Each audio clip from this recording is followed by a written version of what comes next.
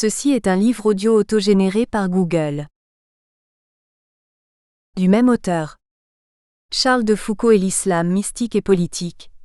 Thèse de doctorat d'État, Lettres et sciences humaines, 2 vols, 228p et 205p, Paris-Sorbonne 1988, dactylographie.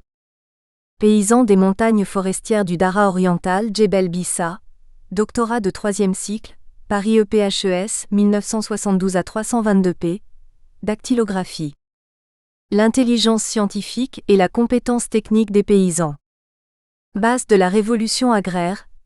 Alger 1975, revue du ministère de l'Agriculture, Terre et Progrès. Frères contemplatifs en zone de combat, Algérie 1954 à 1962, Wilaya 4. Editions L'Harmattan 2005 à 273p. Vaincre la haine, conte historique, Editions L'Harmattan 2009 à 108p. Chronique des années de trouble. Année 418 à 421. Carténas, Césarea. Saint-Augustin, évêque d'Hippone. Annaba. Face à. Vincentius Victor. Jeune intellectuel chrétien de Ténès. Le droit au doute. Et à l'incertitude en théologie. Chez Saint-Augustin. Un Ténésien attachant du 5e siècle. Vincentius Victor. Jeune intellectuel chrétien. Aux prises avec l'évêque d'Hippone. Saint-Augustin. Philosophe et théologien. Le droit au doute et à l'incertitude. En sciences religieuses. Chez Saint-Augustin. Je n'ai pas honte d'avancer que j'ignore ce que j'ignore. Augustin au frère Renatus de Cherchel. Personne n'a donc à rougir de confesser qu'il ignore ce qu'il ignore, de peur qu'en feignant de savoir il mérite de ne jamais savoir. Augustin au jeune évêque Optatus. Pour moi, je l'avoue, j'essaie d'être au nombre de ceux qui écrivent en progressant et qui progressent en écrivant. Par suite, si j'ai affirmé par manque de précaution ou par ignorance, une opinion qui mérite d'être reprise non seulement par d'autres, mais par moi-même, car je devrais m'en apercevoir si je progresse réellement, il ne faut ni s'en étonner ni s'en plaindre. Il faut plutôt pardonner et féliciter, non parce qu'il y a eu erreur, mais parce qu'il y a eu correction. Augustin au commissaire impérial, Marcellinus, son ami. Première partie, la Maurétanie césaréenne, situation, généralité. Conflit socio-théologique. Entre deux chercheurs. Vincentius Victor, jeune intellectuel chrétien de Ténès, ex-donatiste rogatiste passé à l'Église universelle ou catholique, futur évêque de Ténès des années 450. Et Aurelius Augustinus, le vieil évêque d'Hippone, Annaba. Mis en contact l'un et l'autre, grâce au frère Renatus, moine laïque, non prêtre, de la région Ténès-Cherchel, disciple fervent d'Augustin et son informateur objectif des événements spirituels et intellectuels de Maurétanie césaréenne dont l'église métropole était l'église de Cherchel, alors appelée Julia Césarée. Prélude. Aujourd'hui, des scientifiques découvrent les traces de pas d'un couple de dinosaures, qui remontent à 68 millions d'années. Pendant des dizaines et même des centaines de millénaires, il y a eu des hommes qui ont aimé, haï, souffert, inventé, combattu. En vérité, il n'existe pas de peuple enfant, tous sont adultes, même ceux qui n'ont pas tenu le journal de leur enfance et de leur adolescence. 1. Les premiers hommes qui sont apparus en Afrique du Nord ont vécu il y a peut-être 300 ou 400 000 ans. Bien modestes apparaissent les 30 ou 40 siècles dont se souvient tant bien que mal l'homme d'aujourd'hui par rapport au vertigineux passé des humanités successives. 2. Aussi rencontrer des personnes du 5e siècle de notre ère, les écouter, les observer, cela relève presque d'une étude entre contemporains, d'un colloque de chercheurs actuels échangeant leurs points de vue parfois un peu violemment, parfois plus fraternellement. Malgré cette toute proximité dans le temps, il est cependant nécessaire de préciser et d'ajuster nos vocabulaires, tant l'être humain est merveilleusement vivant, continuellement en mouvement et en évolution permanente. Problème de langue. Pour les noms de personnes, fallait-il garder les noms latins ou franciser les noms francisables? Certains noms, Augustinus devenu universellement Augustin par exemple, sont sans problème. Mais pour Alipius, Posidius, Deuterius et Meritus, que faire? Il a semblé préférable de garder en général la langue locale de beaucoup d'intellectuels de cette époque, encore alors belle époque de la langue latine, avec sa consonance musicale. Les noms de lieux ? Un premier problème, l'orthographe de ces noms. L'exemple de Ténès, notre petite capitale locale, est éclairant.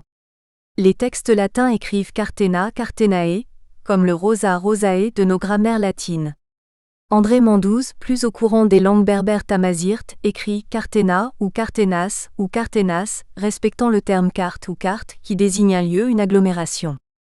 Ainsi avions-nous Carthage, ville neuve, Cartili, ville d'une divinité nommée Ili, le Damoud d'aujourd'hui, le duplex de la période française. Et de même Cartenas, ou pour simplifier Cartena qui explique ce Téhénas devenu Ténès. En tamazirt local du Djebel Bissa, on a Ens, la racine HNS désignant un lieu où l'on peut bivouaquer, passer la nuit. Comment ne pas penser à Tunis, terme de même origine. Dans ce travail, le Ténès de l'époque romaine sera donc généralement écrit Cartena, fermons cette parenthèse qui était cependant nécessaire. Cartenas excepté, était-il préférable de n'utiliser que les noms de lieux latins de la période de l'occupation romaine ?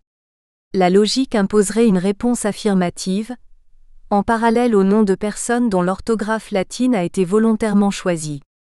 Cependant, pour rendre plus concrète la localisation géographique des lieux, il a semblé bon, quand cela est possible, de nommer les localités par leur nom actuel, en tamazirt ou en arabe, afin de permettre une lecture immédiate plus vivante quant à la situation précise de ces lieux.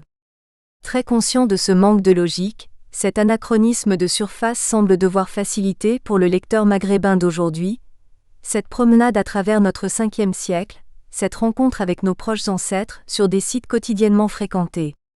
Une table de concordance permettrait aux latinistes non maghrébins de s'y retrouver. Plus délicate, la question du vocabulaire religieux, du vocabulaire ecclésial. Ecclesia Catholica, faut-il traduire Église catholique ou Église universelle, puisque tel est le sens du grec catholikos. Ce terme grec habillé à la latine a perdu sa force d'origine, son thème d'universalité. Ce glissement un peu regrettable, Augustin n'en serait-il pas en partie responsable ? Ces difficultés avec la langue grecque l'auraient-elles poussé à utiliser un terme grec habillé à la latine ? Ce qui a eu pour conséquence négative d'oublier le qualificatif universel, qui convient infiniment mieux à l'Église du Christ. Aujourd'hui, à travers les divisions du christianisme, le qualificatif catholique a souvent un sens restrictif, ni protestant ni orthodoxe, il entraîne une certaine connotation partisane, alors que son sens théologique réel est porteur d'universalité, l'Église universelle, tronc commun dont seraient sortis des bourgeons, peu à peu devenus rameaux au cours des siècles, mais des rameaux toujours liés au tronc universel. On essaiera dans ce travail de parler de l'Église universelle.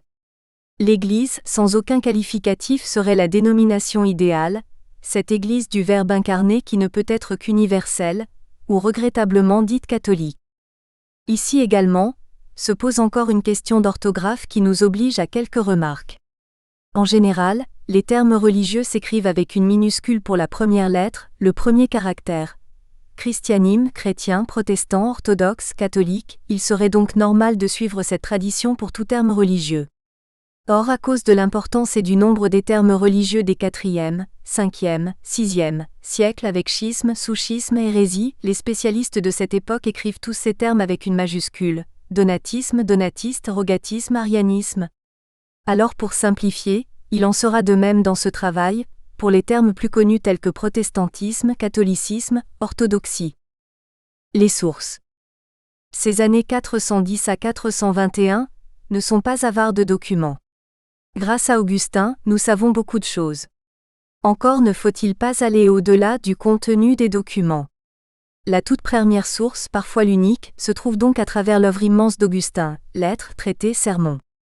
Sans Augustin on peut le dire, Vincentius Victor Emeritus, Deuterius, et tant d'autres nous seraient peu connus. Cette lecture scannée de l'œuvre d'Augustin nous est non seulement facilitée, mais rendue possible grâce aux travaux de nombreux et grands spécialistes et de tous les auteurs des études augustiniennes, Maroux, Mandouze, Lancel, Madec et bien d'autres. À ces scientifiques, spécialistes de l'œuvre d'Augustin, il faut joindre les noms de nombreux historiens. Charles-André Julien P. Salama, Nassera Ben Sédic, Mohamed Fantar, Philippe Levaux P. Février. La liste serait longue s'il les fallait tous nommer. Plan. Comme en tout travail, plusieurs plans étaient possibles en fonction des motivations privilégiées. Un plan plus philosophique. A. En partant d'une étude rationnelle du doute et de l'incertitude en matière de recherche. B. Aborder le problème de l'origine et de la nature de l'âme humaine. C. Puis en arriver aux hommes. Vincentius, Victor et Augustin, à ces chercheurs qui dialoguaient alors sur le sujet. 2. Plan plus intimiste. A. Commencer par une présentation des personnes dans le contexte géographique et historique. B. Décrire la genèse du conflit et son évolution à partir de l'année 418. C. La réponse d'Augustin au jeune Vincentius Victor et aux intellectuels et théologiens de la région. L'intérêt de cette étude et ma motivation profonde peuvent se résumer en 2 points. A. Dans cette affaire, Augustin se révèle plus chercheur avec ses incertitudes et ses hésitations que docteur sûr de lui. Les certitudes du docteur cèdent la place aux hésitations du chercheur, et cela nous est un grand enrichissement. B. Entre Cherchel et Ténès, on découvre tout un groupe important de chercheurs. Optaïtus, jeune évêque, Vincentius Victor, jeune surdoué, Renatus, lien entre ces intellectuels. Et autour de ces personnages clés, avec Augustin comme source précieuse, toute une vie intense. Ces manifestations des pauvres de Cherchel à la mort de leur évêque Deutérius, l'hiver 419. Cette cohabitation des donatistes, des rogatistes et des universalistes, ou catholiques. Toute cette information-communication qui circule de Ténès à Hippone, Carthage, Rome, siège du pape, jusqu'à Poitiers, avec Saint-Hilaire en passant par Ravenne, siège de l'empereur. Une dernière remarque. Ce voyage entre Ténès et Cherchel durant ce début du Ve siècle ne se réduit pas à un débat purement académique. Il aborde un problème réel, encore d'actualité de nos jours, face au intégrisme de toutes couleurs. L'intégrisme religieux est aujourd'hui présent dans toutes les religions. Judaïsme, christianisme, islam, bouddhisme, etc. La violence politico-religieuse menace toutes les religions, quand leurs adeptes nous bombardent de leurs certitudes irrationnelles. Il est bon alors pour nous tous d'entendre Augustin, laissant pourrait-on dire tomber son titre de docteur de l'Église universelle, nous dire ses hésitations intellectuelles, ses hésitations en théologie, son ignorance en bien des sujets ayant trait à nos rapports avec le Tout-Puissant, son ignorance en bien des questions religieuses. Il ne veut pas ignorer son ignorance, il sait qu'il ne sait pas tout. En 427, à 72 ans, il écrira le livre des Rétractations, correction des erreurs qu'en fin de vie il découvre à travers tous ses travaux. Quel exemple pour tous! Un chrétien, profondément chrétien et ouvert, ne doit pas craindre d'étudier la religion de ses frères musulmans. Un musulman, profondément musulman et ouvert, ne doit pas craindre de connaître la période chrétienne de son pays. Tierno Bokar 1875 à 1940, chéir de l'importante Zawiya de Bandiagara, Mali, recommandait à ses étudiants de connaître toutes les religions, car disait-il, elles possèdent toutes des parcelles de la vérité. Entre Ténès et Cherchel, durant le Ve siècle, Vincentius Victor, notre jeune intellectuel de Ténès, et le vieil Augustin nous montrent, sur le terrain jour après jour, le vécu de cette attitude spirituelle et intellectuelle. Essayons de suivre pas à pas ce débat, et les travaux qui en résultèrent. Essayons surtout de nous laisser prendre et influencer par tout le positif de cette évolution intellectuelle, tant chez notre ami Vincentius Victor que chez Augustin. Sommaire. En 416, 417 et 418, les chrétiens du diocèse de Ténès et des régions avoisinantes traversaient une période de troubles spirituels et intellectuels avec sans doute, en toile de fond, des troubles d'ordre social. Les siècles précédents avaient connu de grandes persécutions. Rome en effet fut tolérante pour toutes les religions de son empire, le christianisme excepté, car cette religion venue de Palestine, à la fois par Carthage, on a tendance à l'oublier et par Rome, mettait en danger le culte de l'empereur. Les chrétiens seront persécutés jusqu'à la conversion au christianisme de l'empereur Constantin, au début du IVe siècle. Aux persécutions succéda la gangrène de la division. D'un côté, les purs, les intègres qui en principe, ne s'étaient jamais compromis avec les persécuteurs tout-puissants. Les disciples de Donat, les donatistes. De l'autre, les catholiques, ou universalistes, en principe plus ouverts et plus accueillants à l'égard des faibles, des non-intègres repentants qui avaient préféré la vie aux martyrs, cela au prix de compromis avec les persécuteurs. C'était le schisme. Mais pour la région de Ténès, où l'on a de tout temps aujourd'hui encore comme hier été allergique à la violence, le donatisme se doublait d'un sous-schisme, le rogatisme du nom de cet évêque mort, c'est-à-dire vraiment du pays, Rogatus Morus. Nous espérons que vous avez apprécié cet aperçu.